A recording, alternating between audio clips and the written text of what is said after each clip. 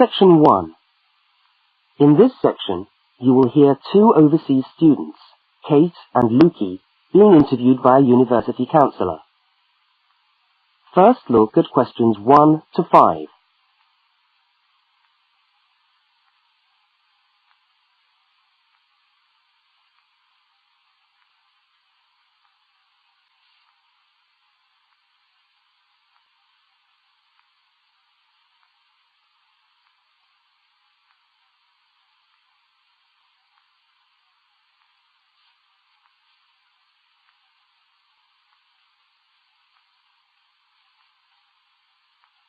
You will see that there is an example which has been done for you. On this occasion only, the conversation relating to the example will be played first.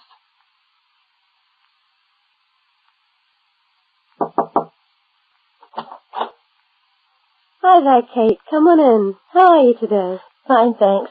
Hi, Lukey. How's things? Okay. Well, as I explained on the phone, I'm a counsellor here at the Student Services section of the university. And I'm interviewing overseas students to help me draw up a guide for new students. So I'd be grateful if you could tell me a little about your time since you've been here in Cambridge. Right. Good idea. Now, Kate, let's start with you. Okay. This is your second semester, isn't it?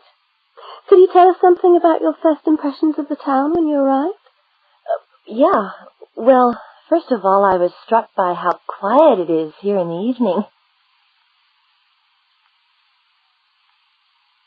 Kate's first impression of the town is that it is quiet in the evening, so quiet is the answer. Now we shall begin. You should answer the questions as you listen, because you will not hear the recording a second time. Now listen to the first interview with Kate and complete the notes by filling in the numbered spaces 1 to 5.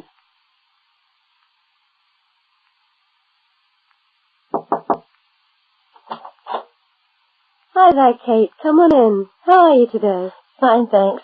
Hi, Lukey. How's things? Okay. Well, as I explained on the phone, I'm a counsellor here at the Student Services section of the university. And I'm interviewing overseas students to help me draw up a guide for new students. So I'd be grateful if you could tell me a little about your time since you've been here in Cambridge. Right. Good idea. Now, Kate, let's start with you.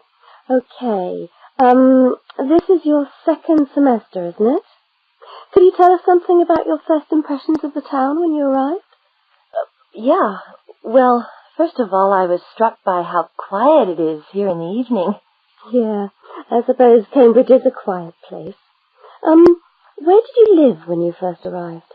Well, I went straight into student accommodation. It was a kind of student hostel. Ah, right. So, you didn't have to worry about doing your own cooking or anything like that? No, but sometimes I wished I had. The food at the hostel was awful. Oh, dear. But how were the other students? To be honest, I haven't managed to make many friends, even though the place is full. People seem to keep to themselves. They're not really very friendly. Oh, I'm sorry to hear that. Well, what about the actual course? You're studying, I'm doing a master's by coursework in environmental studies. Oh, right. And how are you finding that? Yeah, well, it's been pretty good, really. I've enjoyed the course, but I feel there hasn't been enough contact with the lecturers. Oh. They all seem to be incredibly busy. The only chance I've really had to talk to them was on the field trip. Well, that's no good. Could anything be done to improve the course, in your opinion? Well, I think it would be helpful to have meetings with lecturers on the course. Say, once a fortnight, something like that. Regular meetings? Yes, that could certainly help. Now, Kate, we'll come back to you in a minute, but I'd just like to ask Lukey some questions. Before they continue the interview, look at questions 6 to 10.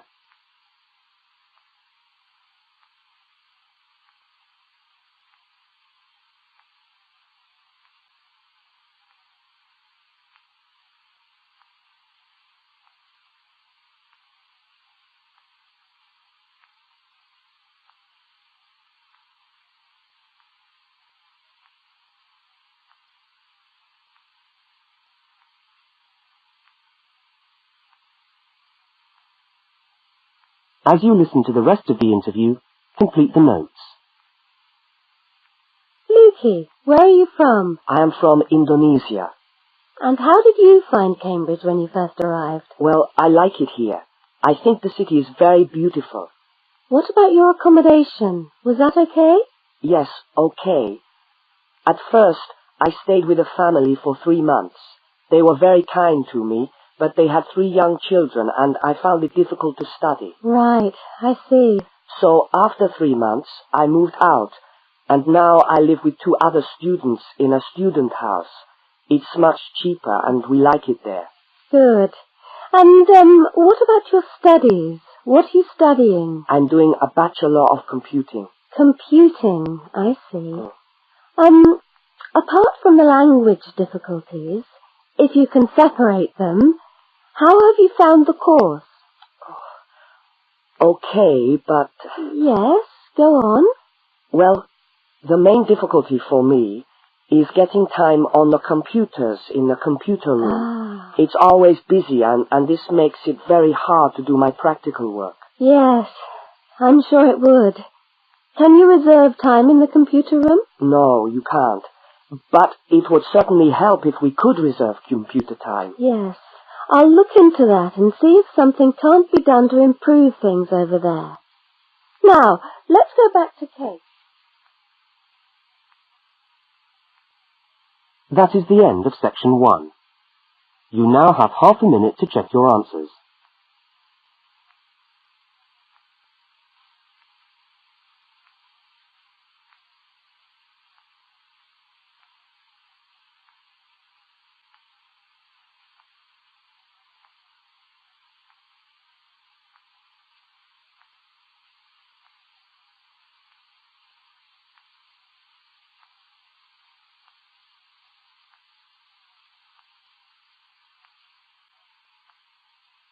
Now turn to section 2.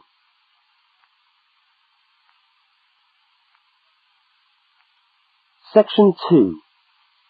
You are going to hear a radio talk about buying a bicycle. First, you have some time to look at questions 11 to 20.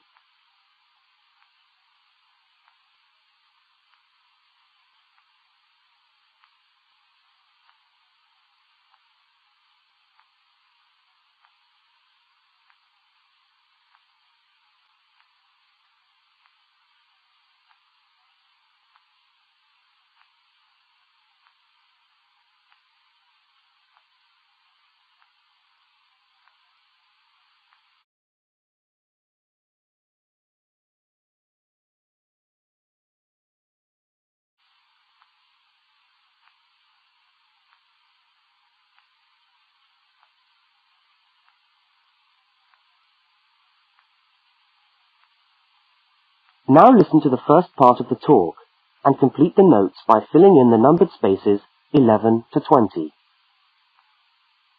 Well, last week we talked about buying camping equipment, and today I'd like to talk to you about buying a bicycle. A simple enough exercise, you might imagine, but there are lots of things to look out for to make sure you get the best deal for your money. Well, the range of bicycles is enormous. There are racing bikes, touring bikes, mountain bikes, or just plain ordinary bikes for riding around town. They vary enormously in 2 basic ways: price and quality. This means that the choice you make will probably be determined by the amount of money you want to pay, your own personal needs, what is actually available, or a compromise of all 3 things. However, in broad terms, you can spend anything from $50 to $2,000 on a bike, so you'll need to know what you're looking for. Single-speed cycles, that is bikes with no gears, are really only suited to short, casual rides. Their attraction is their simplicity and reliability. After years of neglect, they still manage to function, though not always too efficiently. If it's basic transport you're after, then you can't go wrong. 3-speed cycles, on the other hand, are all that is really necessary for most town riding, going to the shops and things like that. Like the single-speed bike, they're simple and reliable. If you are going to be going up and down lots of hills, then you'll probably want something more efficient. 5 and 10 speed bicycles are best suited to riding over long distances or hilly terrain and to serious touring. So if it's serious touring you're interested in, get a 5 or 10 speed bike. However, it's worth remembering that the difference in price between a 5 and 10 speed cycle is usually very little, and so it's well worth paying that little bit extra to get the 10 speed one. So I would tend to recommend the 10 speed bike as the price is similar. However, you'll be getting better quality components. Now the next thing we need to look at is size. Buying a cycle is like buying clothes. First of all you find the right size and then you try it on to see if it fits. Contrary to what you might imagine, the size of the cycle is not determined by the size of the wheels, except in children's cycles, but by the size of the frame. So you'll need to measure the length of your legs and arms to get a frame that is the right size for you. Well, that's all from Helpful Hints for today. That is the end of section 2. You now have half a minute to check your answers.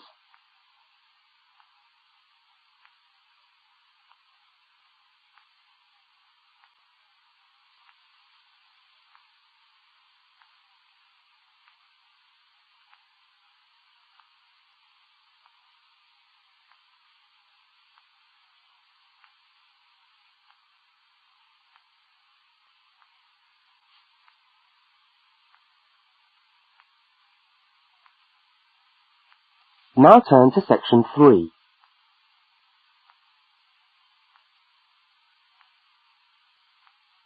Section 3. In this section, you will hear a conversation between two students, Fiona and Martin, talking about a tutorial topic. First, look at questions 21 to 24.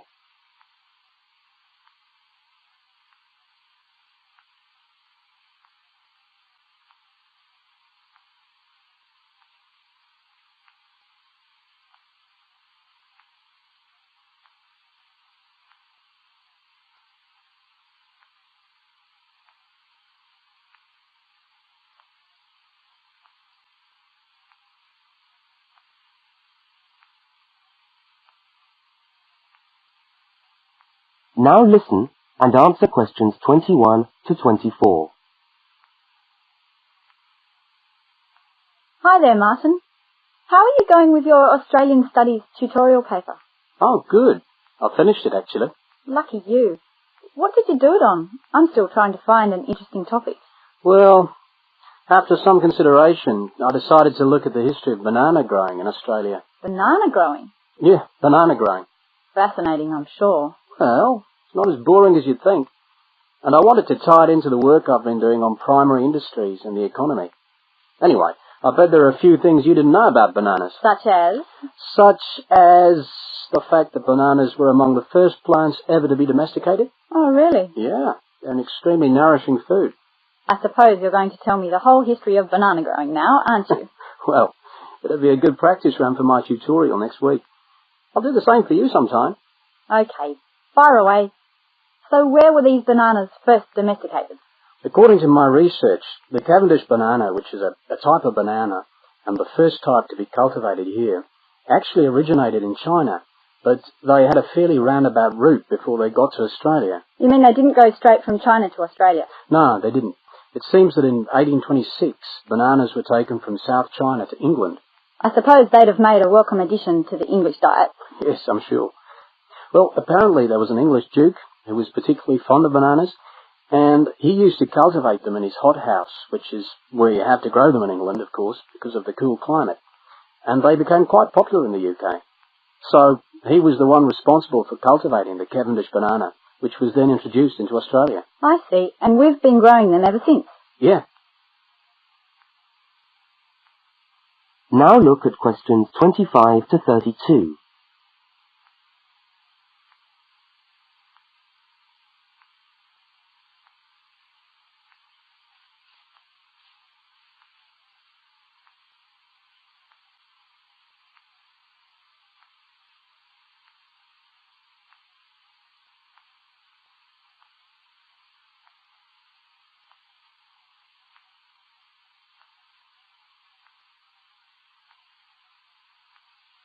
As the conversation continues, complete Martin's notes. Are they hard to grow? Well, yes and no. To grow them in your garden, no, not really. But to grow them commercially, you need to know what you're doing. You see, you only get one bunch of bananas per tree, and it can take up to 3 years for a tree to bear fruit if you don't do anything special to it. But this period is greatly reduced with modern growing methods, particularly in plantations where you have perfect tropical conditions. Right. So what are you looking at? 1 year? 2 years? No, around 15 months in good conditions for a tree to produce a bunch of bananas. And once you've got your bunch, you cut the bunch and the plant down. So how do the trees reproduce then? Well, bananas are normally grown from suckers, which spring up around the parent plant, usually just above the plant. They tend to like to grow uphill, or at least that's the common wisdom. So that's why banana plantations are usually on hillsides, is it? Yeah, they grow best like that. That's interesting.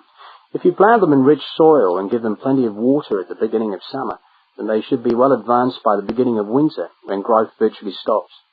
But in a country like England, they're hard to grow. Although you can grow them in a hothouse. But in Australia, it's not difficult. No, though even here, the growers put plastic bags around the bunches to protect them and keep them warm. If you go up to the banana growing districts, you'll see all these banana trees with plastic bags on them. But how do they stop the bananas going bad before they reach the shops? Well, the banana bunches are picked well before the fruit's ripe. Once you cut the bunch, the bananas stop growing, but they do continue to ripen. The interesting thing is that once one banana ripens, it gives off a gas which then helps all the others to ripen. So they pretty much all ripen within a few hours of each other. Amazing. So do we export lots of bananas overseas to Europe and Asia, for instance? Well, oddly enough, no.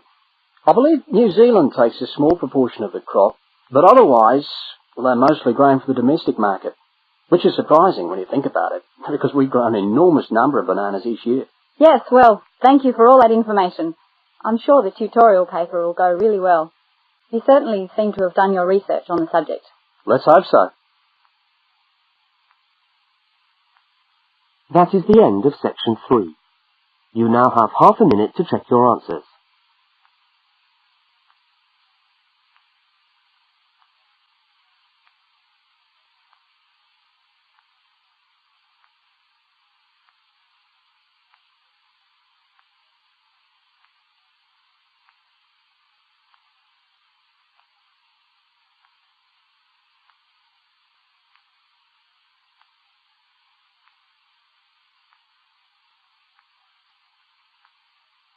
Now turn to section 4.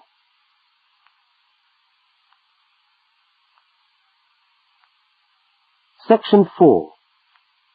You are going to hear part of a public lecture for new students. First, look at questions 33 to 35.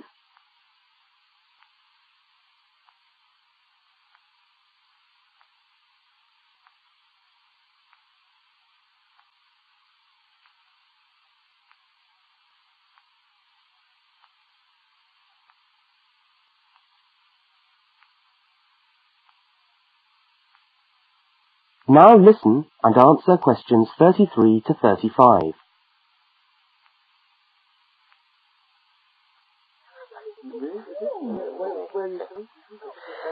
Good morning everyone, and welcome to our regular lecture on health issues.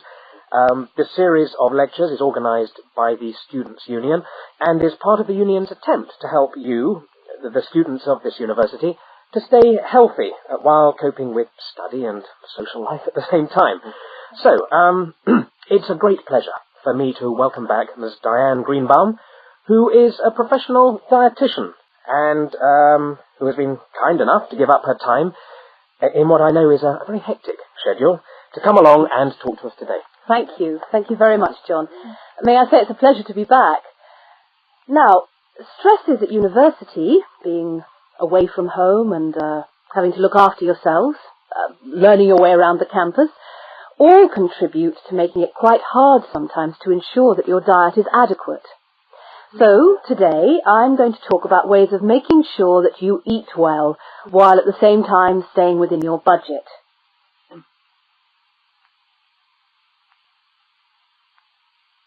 Now look at questions 36 to 41.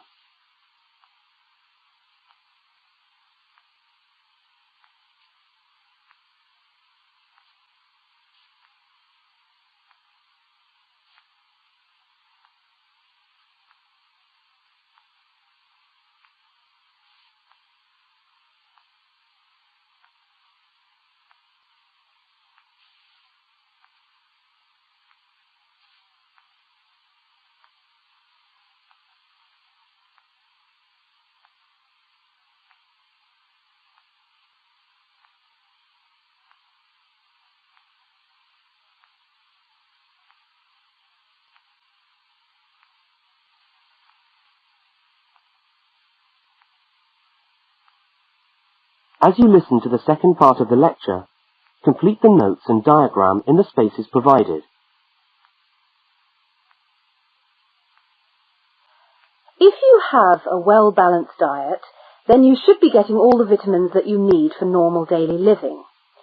However, sometimes we think we're eating the right foods, but the vitamins are escaping, perhaps as a result of cooking, and anyway, we're not getting the full benefit of them. Now, if you lack vitamins in any way, the solution isn't to rush off and take vitamin pills, though they can sometimes help. No, it's far better to look at your diet and how you prepare your food. So, what are vitamins?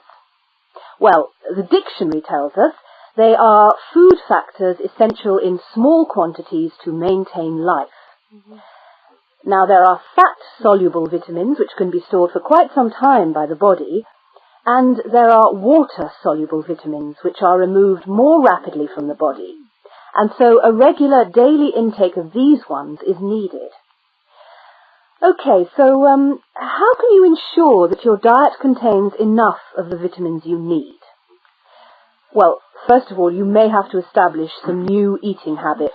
No more chips at the uni canteen, I'm afraid. Now, firstly, you must eat a variety of foods. Then you need to ensure that you eat at least 4 servings of fruit and vegetables daily. Now, you'll need to shop 2 or 3 times a week to make sure that they're fresh, and store your vegetables in the fridge or in a cool, dark place. Now, let's just refresh our memories by looking at the healthy diet pyramid. Okay, can you all see that? Good. Well, now, as you see, we've got 3 levels to our pyramid. At the top, in the smallest area, are the things which we should really be trying to avoid as much as possible. Things like,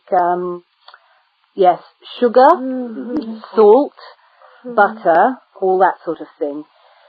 Next, on the middle of our pyramid, we find the things that we can eat in moderation. Not too much, though. And that's where we find milk, lean meat, fish, nuts, eggs. And then at the bottom of the pyramid are the things that you can eat lots of, because they're the things that are really good for you. Here we have bread, vegetables, and fruit. So, don't lose sight of your healthy diet pyramid when you do your shopping.